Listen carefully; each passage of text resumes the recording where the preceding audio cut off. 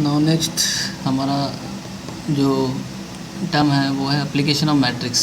तो स्टूडेंट्स, मैंने आपको अपने पहले वीडियो में बताया था, जब मैं इंट्रोड्यूस करा रहा था आपको टॉपिक मैट्रिसेस, तब उस टाइम पे मैंने आपको बताया था कि एप्लीकेशन ऑफ मैट्रिक्स में सबसे इम्पॉर्टेंट और इसेंशियल जो एप्लीकेशन है इसका वो है कि लीनियर इक्वेशन को सॉल्व करता है। ये लीनियर इक्वेशन को सॉल्व करता है। तो इसमें जो एप्लीकेशन ऑफ मैट्रिक्स, आप हेडिंग देख रहे हैं, आपके स्क्रीन पे दिख रहा होगा आपको heading, application of matrix.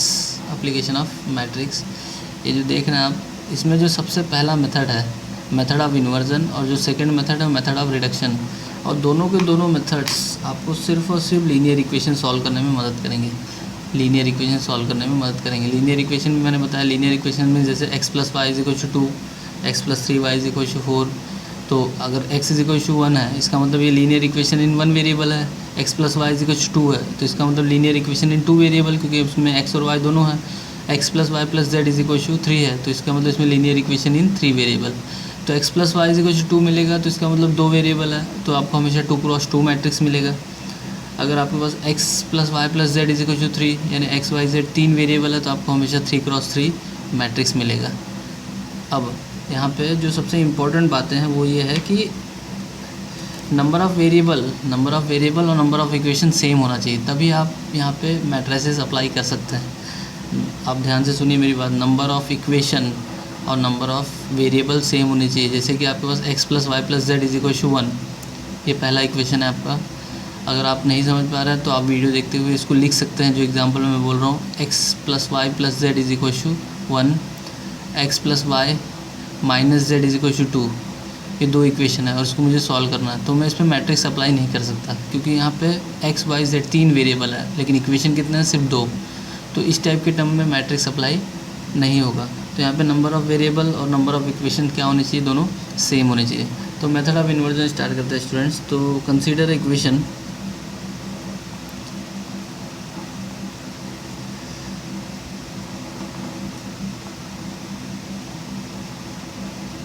Consider the equations. पहला इक्वेशन मेरा student a1x + b1y + c1z = d1, a2x + b2y + c2z = d2, a3x + b3y + c3z = d3।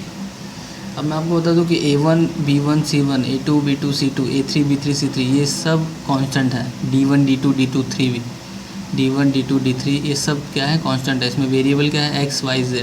तो आप देख रहे हो यहाँ पे 3 वेरिएबल है, x y z, और यहाँ पे इक्वेशन कितने हैं? 3।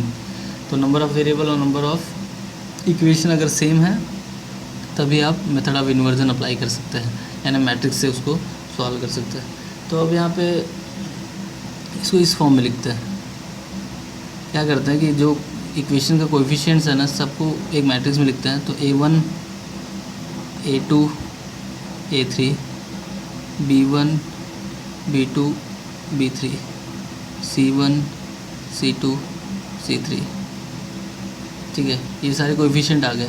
उसके साथ साथ हम वेरिएबल्स ले लेते हैं x y z = d1 d2 d3।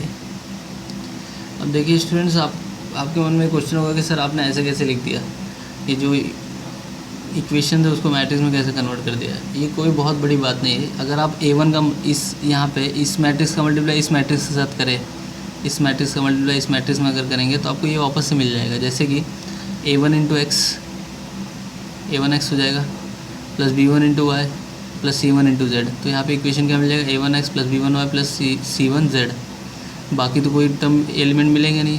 a2x + b2y + c2z, a3x + b3y + c3z। तो आपको ये तीनों इक्वेशन इस मैट्रिक्स में मिल जाएंगे। इसके बाद यहाँ पे d1 d2 d3, और 2 मैट्रिक्स इक्वल है, इसका मतलब एलिमेंट भी इक्वल होगा। तो आपको क्या मिल जाएगा? a1x + b1y + c1z = d1। तो ये मैंने उस फॉर्म में लिखा है।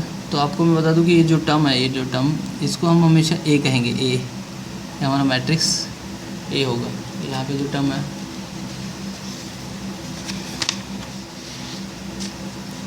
यहाँ पे जो मैट्रिक्स है, इसको हमेशा हम क्या कहेंगे? इसको मैं अलग पेन से लिखता हूँ।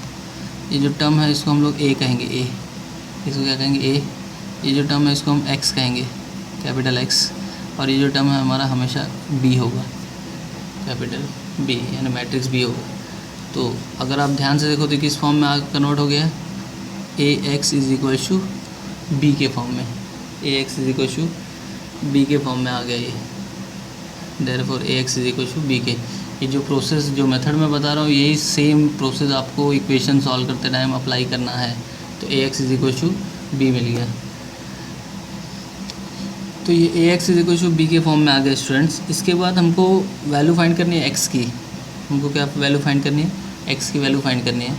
तो एक्स की वैल्यू फाइंड करने के लिए मतलब मुझे यहाँ पे जो मेरा जो राइट साइड है, यहाँ पे एक्स के A x is equal to B, यहाँ पे सिर्फ एक्स होना चाहिए। अगर एक्स मिल जाएगा तो मुझे एक्स वाई जेड मिल जाएगा। तो यहाँ पे सिर्फ, तो मैं यहाँ पे एक प्रोसेस अप्लाई करता हूँ, मल्टीप्लाई तो लिखा, उसके आगे एक टर्म लिख रहा हूँ मैं, प्री मल्टीप्लाई मतलब आगे से। इसका रीज़न मैं बताऊँगा। Pre multiply by a inverse, pre multiply by a inverse मतलब ये क्या हो जाएगा, a inverse into a into x is equal to A inverse into b. अब मल्टीप्लिकेशन कर रहे हैं तो दोनों तरफ करेंगे। अब क्यों आगे से किया गया, देखो अब अगर मैं चाहता तो यहाँ पे इस ए को इस साइड लेके जाता तो बी अपॉन ए हो जाता है। अब बी अपॉन मतलब बी इंटू ए इनवर्स, लेकिन मैं आपको बता दूँ कि बी इंटू ए इनवर्स और ए इनवर्स इंटू बी, इन दोनों का वैल्यू सेम मिलेगा, इसकी कोई गारंटी नहीं है, क्योंकि मैट्रिक्स कॉम्पिटिटिव नहीं होता। ए इंटू बी का मल्टीप्लिकेशन बी इंटू ए के इक्वल नहीं होता, ये नीड नॉट बी का केस है। इसलिए हमको यहाँ पे प्री मल्टीप्लाई करना पड़ा। प्री मल्टीप्लाई, अगर ये एक्स इंटू ए होता तो मुझे यहाँ पे पोस्ट मल्टीप्लाई करना पड़ता ए इनवर्स से, यानी पीछे साइड आता। इसलिए मैंने यहाँ पे प्री मल्टीप्लाई किया ए इनवर्स से। अब यहाँ पे ए इनवर्स और ए क्या होता है, बाय डेफिनेशन ऑफ इनवर्स आई हो जाता है, आई इंटू एक्स। तो ये ए इनवर्स इंटू बी, और आई इंटू एक्स क्या हो जाएगा, आई इंटू एक्स क्या हो जाएगा, x is equal to A inverse into b. अब स्टूडेंट्स हमको एक्स मिल गया, एक्स यानी क्या है मेरा एक्स वाई जेड। तो ए इनवर्स इंटू बी मुझे दिया हुआ है। अगर मैंने ए इनवर्स फाइंड कर लिया, अगर मैंने ए इनवर्स फाइंड कर लिया और बी में उसको मल्टीप्लाई कर दिया तो मुझे एक्स की वैल्यू मिल जाएगी। अब ए इनवर्स यानी हमारा फिर से प्रीवियस मेथड, यानी मैंने आपको बताया था कि एडजॉइंट और एलिमेंट्री ट्रांसफॉर्मेशन कितना इंपॉर्टेंट है। आपको ए इनवर्स आपके प्रीवियस मेथड से सॉल्व करना है, बाय एलिमेंट्री ट्रांसफॉर्मेशन से सॉल्व कीजिए या एडजॉइंट मेथड से सॉल्व कीजिए। यहाँ पे कोई मेथड मेंशन करने की ज़रूरत नहीं है इस इन्वर्जन मेथड में, क्योंकि इन्वर्जन मेथड में ए इनवर्स का यूज़ हो रहा है। तो यहाँ पे ए इनवर्स आपको by elementary transformation apply solve करना है या एडजॉइंट मेथड। तो फाइंड, यहाँ पे लिख देता हूँ मैं, find A inverse by adjoint और एलिमेंट्री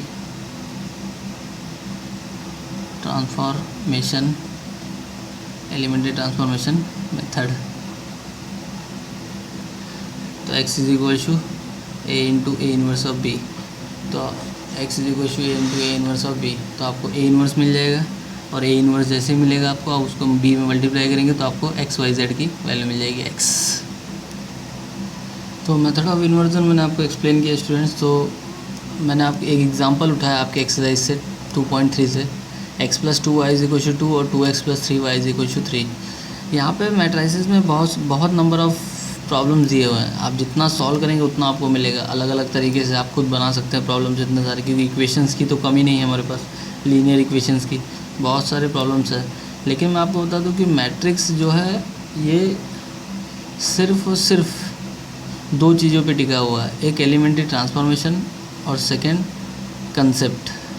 अगर आपको ये पता चल जाए कि इन नाम सुनने के बाद कि इन्वर्जन मेथड है तो इसमें क्या करना है, एलिमेंट्री ट्रांसफॉर्मेशन है तो इसमें क्या करना है, एडजॉइंट मेथड है तो इसमें क्या करना है, अगर ये आपको पता चलने लगे तब आप आसानी से मैट्रिक्स को सॉल्व कर सकते हैं, और कोई भी एग्ज़ाम हो उसमें मैट्रिक्स के क्वेश्चन को सॉल्व करके आप उसका मार्क्स गेन कर सकते हैं।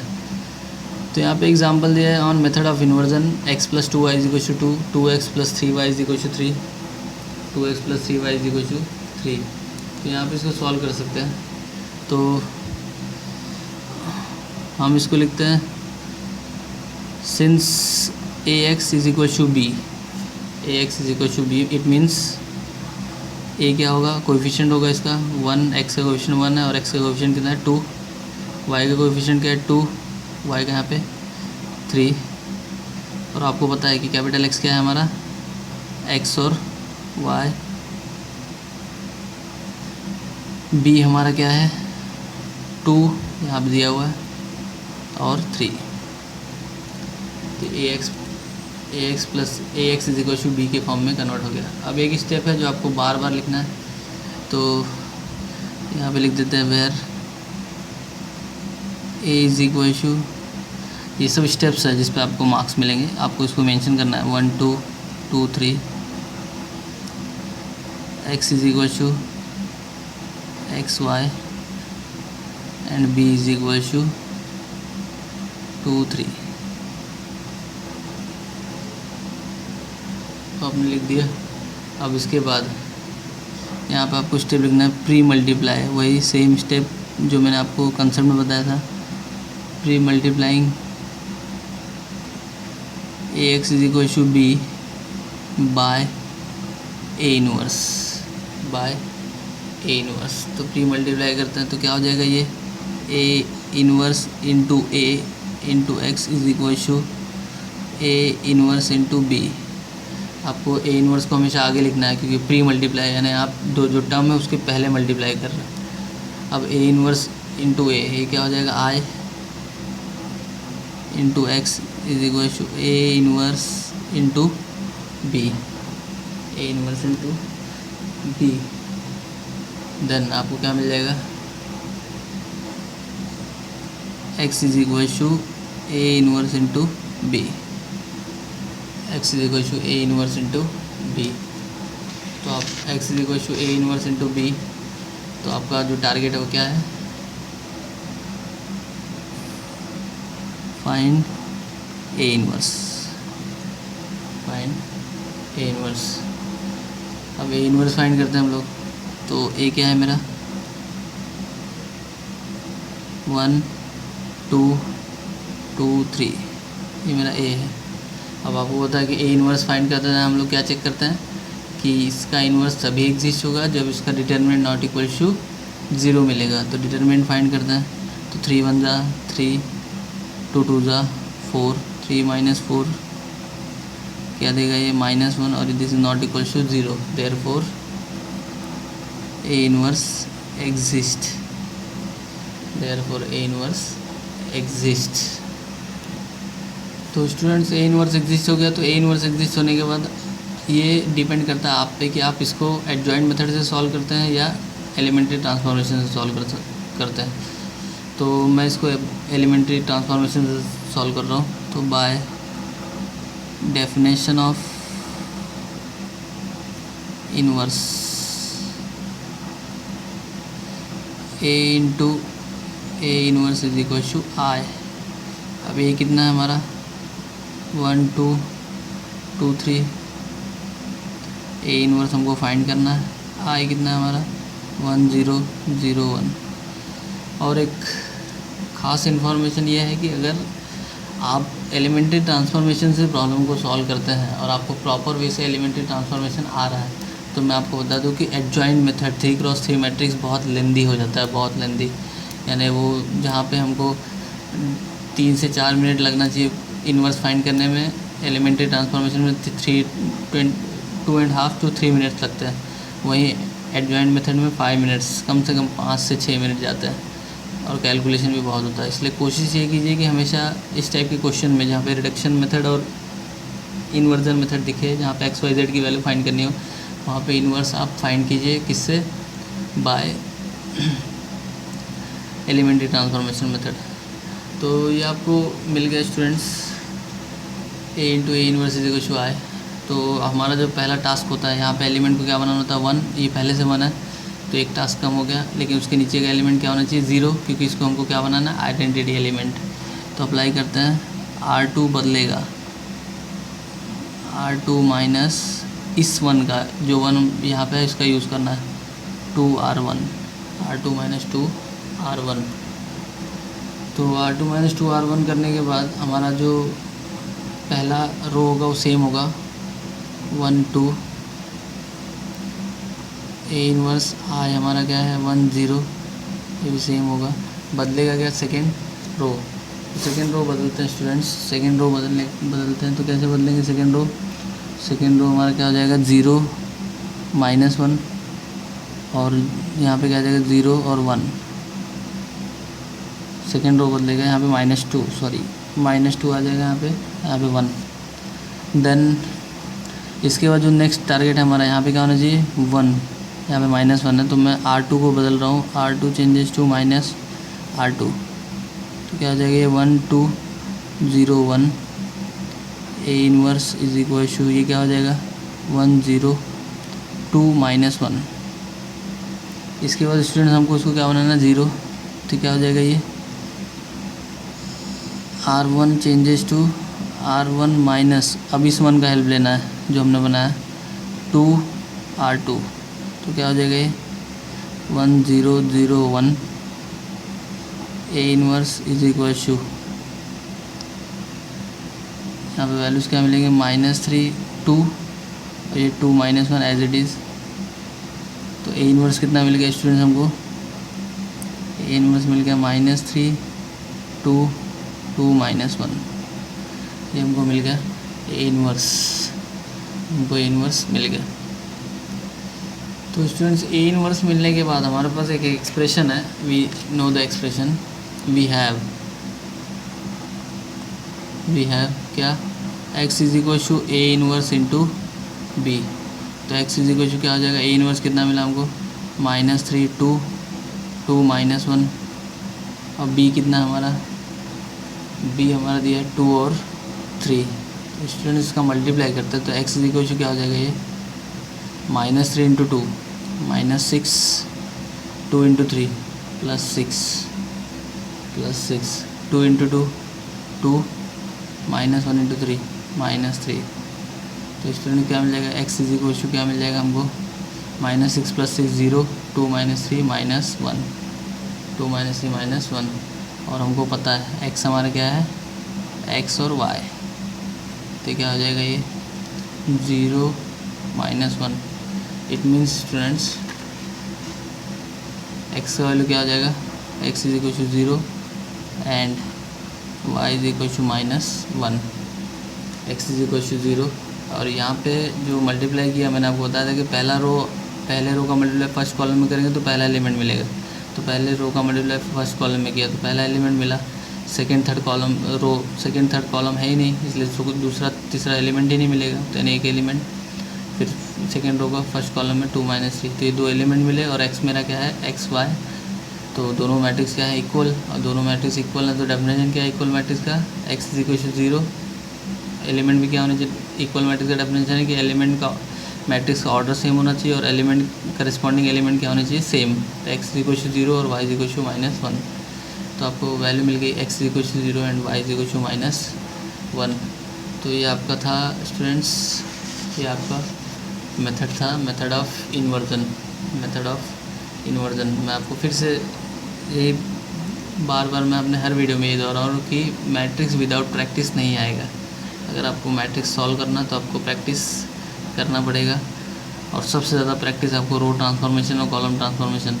तो मैंने आपको बताया था कि कॉलम ट्रांसफॉर्मेशन के बारे में सोचना नहीं है, क्योंकि जो आएगा इन्वर्स फाइंड करने के लिए उसमें सिर्फ और सिर्फ यही लिखा रहेगा, मेंशन रहेगा कि find inverse by adjoint method, find inverse by elementary transformation method. और एलिमेंट्री ट्रांसफॉर्म मेथड का मतलब है कि उसमें रो और कॉलम दोनों आता है, तो डिपेंड करता है आप पे कि आप कॉलम करते हो कि रो।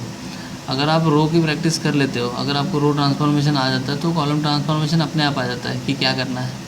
तो आपको प्रैक्टिस बहुत करना है रो ट्रांसफॉर्मेशन का, एलिमेंट्री ट्रांसफॉर्मेशन का प्रैक्टिस से ही आपको इन्वर्स फाइंड करने आएगा। और मैं आप देख ही रहे हैं कि एलिमेंट्री ट्रांसफॉर्मेशन मेथड ये कितना इम्पॉर्टेंट है आगे वाले मेथड्स के लिए, कि इन्वर्जन भी यूज़ हो रहा है ये, और एडजॉइंट मेथड भी उतना ही इम्पोर्टेंट है वो भी। लेकिन ये 4 मेथड है आपके, elementary transformation method, adjoint method, inversion method और रिडक्शन मेथड, जिसमें से आपका थर्ड मेथड चालू है। तो इन्वर्जन मेथड आपको मैंने बता दिया, एग्जांपल बता दिया। बाकी के नेक्स्ट वीडियो की रिडक्शन मेथड के लिए आपको मेरा नेक्स्ट वीडियो जल्दी मिलेगा।